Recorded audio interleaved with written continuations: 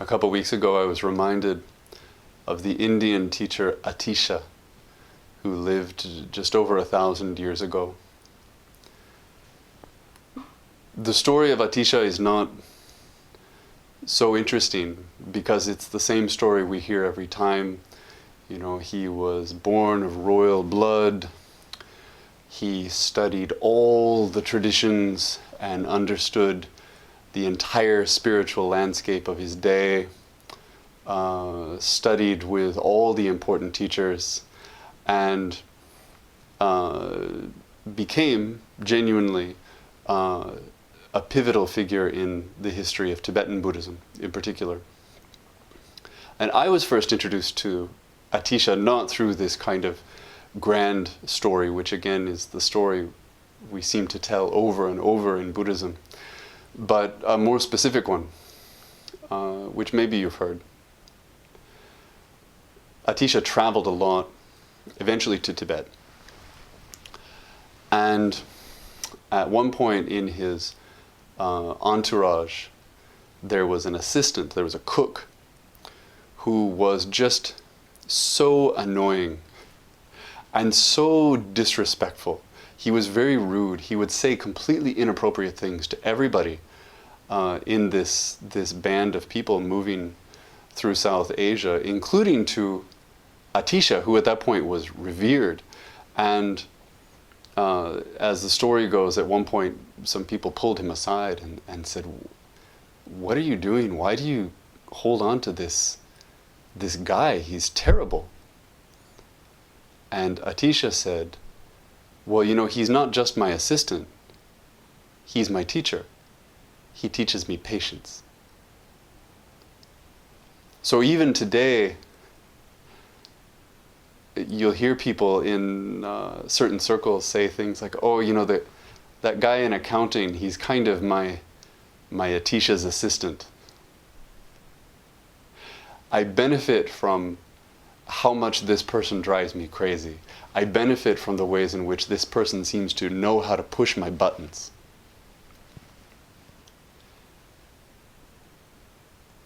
We might all have someone who knows where those buttons are for us. We might not all have someone we appreciate in that way. The first thought for me when I think of this story is how if you have children, you have an Atisha's assistant. Someone you love, but who knows where to push all the time.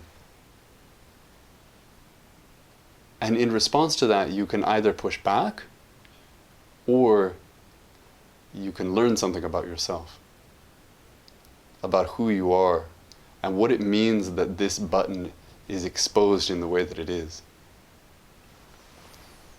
That's a little background on Atisha, but what I wanted to do tonight was share a quotation that was shared with me.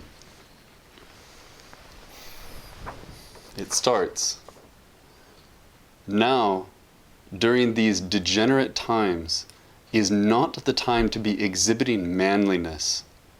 It is the time to be exhibiting spiritual diligence. It is not the time to be holding important positions. It is the time to hold menial positions. It is not the time to rely on an entourage or servants. It is the time to live in seclusion. It is not the time to look after disciples. It is the time to look after yourself. It is not the time to be concerned with words. It is the time to think about their meaning. It is not the time to be going here and there. It is the time to be staying in one place." Again, it begins with now, during these degenerate times. And it was shared in the spirit of feeling that we live in degenerate times. That's a really interesting conversation to have. Do we live in degenerate times? If we look at the history of Buddhism, if we look at the teachers who have emerged over the last 2,500 years, I would guess all of them believe that they lived in degenerate times.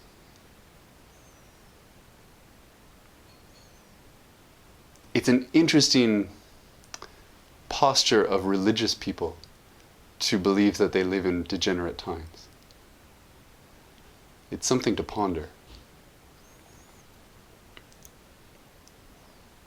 But what he says is, now, during these degenerate times, is not the time to be exhibiting manliness.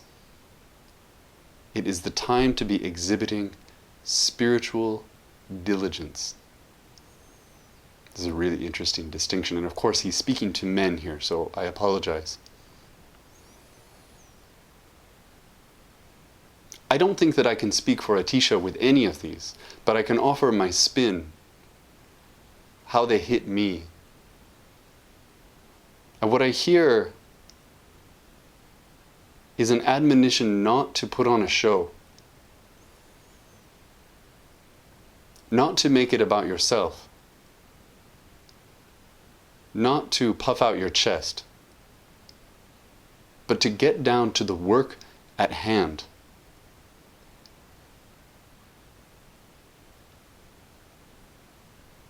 Without regard for whether people are watching, without regard for how you look, maybe without regard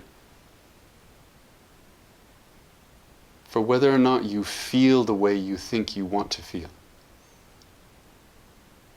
Are you playing the character you want to play? See, now's not the time for that. There's too much at stake. He continues, it is not the time to be holding important positions. It is the time to hold menial positions.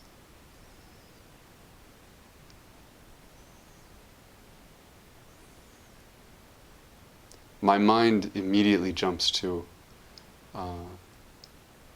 the people who work in the supermarket, the custodians who clean the schools and the hospitals right now. But of course we aren't all in those positions, and he's speaking to everyone.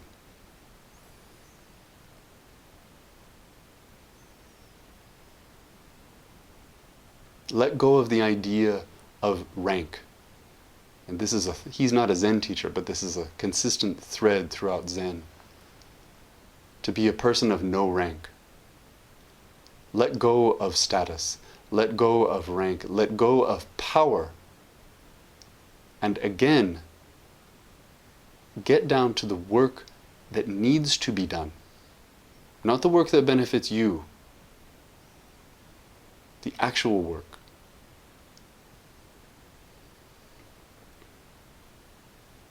It is not the time to rely on an entourage or servants. It is the time to live in seclusion. Of course, many people today do live in seclusion, but they also probably didn't have an entourage or servants. The way I hear this is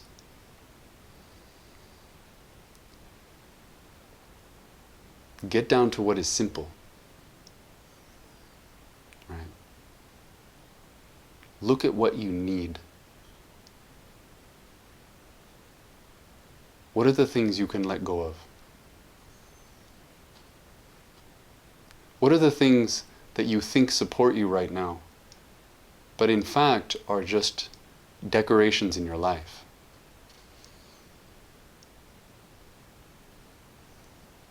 What does your life look like without any of them? What are you left with?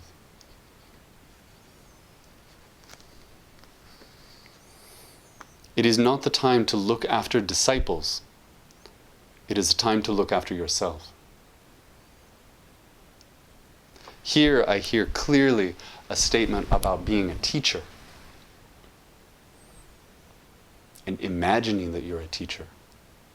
Imagining that you're in a position to impart something to someone else. You say, now's not the time. Now's not the time for that trip. You have enough work to do where you are. You have enough work to do with who you are. Don't imagine that you know what someone else needs. Don't imagine that your position is up here in relationship to people who are down here. Drop that. Whatever that is for you.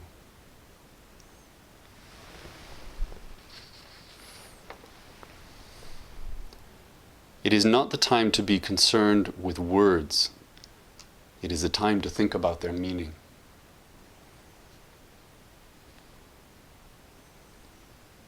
This can be what we're saying, but it can also be what we're hearing.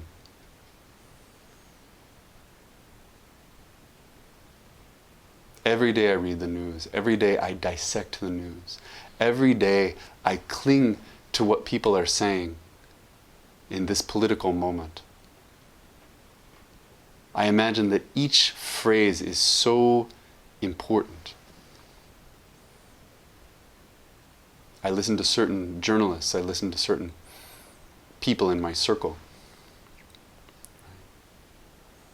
And what we're doing collectively is we're telling a story. Atisha here is saying, don't get stuck in the story. Pay attention to the truth. And that goes for what you're saying as well.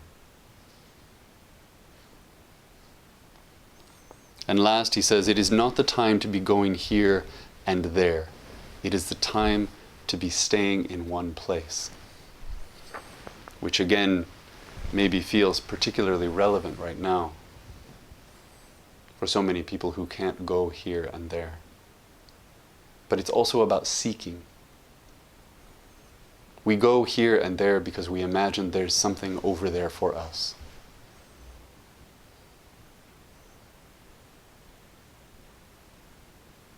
Stay where you are. Be where you are. Occupy this. Don't keep looking for the thing that's outside the door or the thing that's around the corner.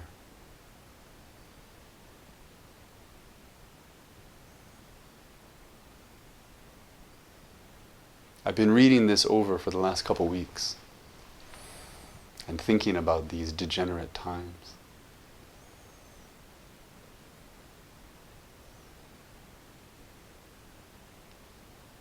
And when things seem to be at risk, what do I think is at risk from me?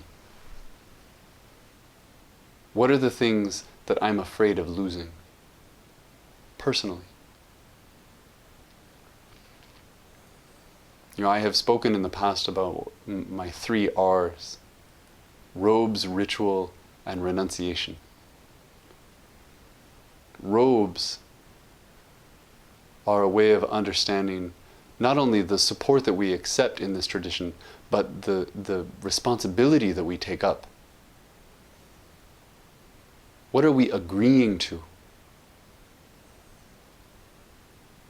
Ritual is the actions that we take. And renunciation is what we let go of. Atisha here is talking to the 3rd R. He's speaking to renunciation. He's speaking to a spiritual path that looks like humility.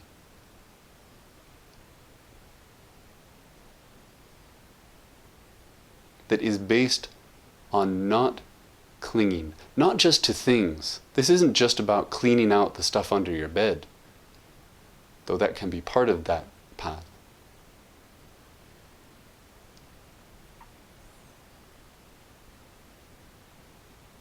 It's about letting go of your own sense of your own importance in the narrative. Letting go of the idea that you are the protagonist. Letting go of the idea that you're central, or that you have to feel a certain way, or that your name has to be heard in a certain way, that you have to be viewed in a particular way. Dropping all of that. Because in these degenerate times, there is work to be done, and you recognize what that work is. And you don't have time for the rest. You need to get down to this. You need to get your hands dirty.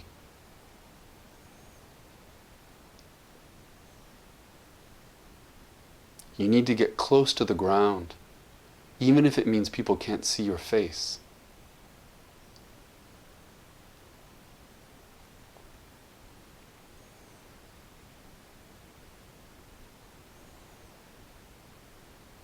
This is a kind of path that, when we recognize it, when we see it being taken up by others,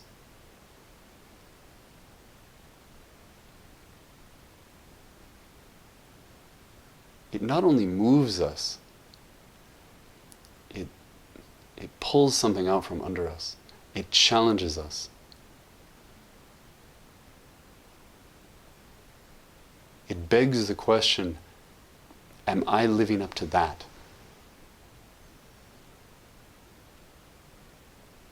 I don't know if we live in degenerate times.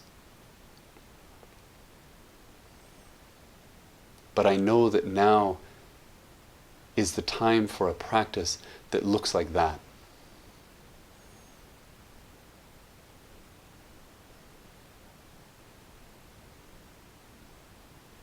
A practice in which every day I ask myself, can I also let this go? And this. And this.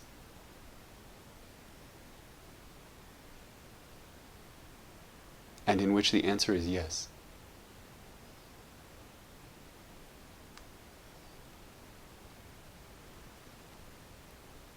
That's where I'll stop.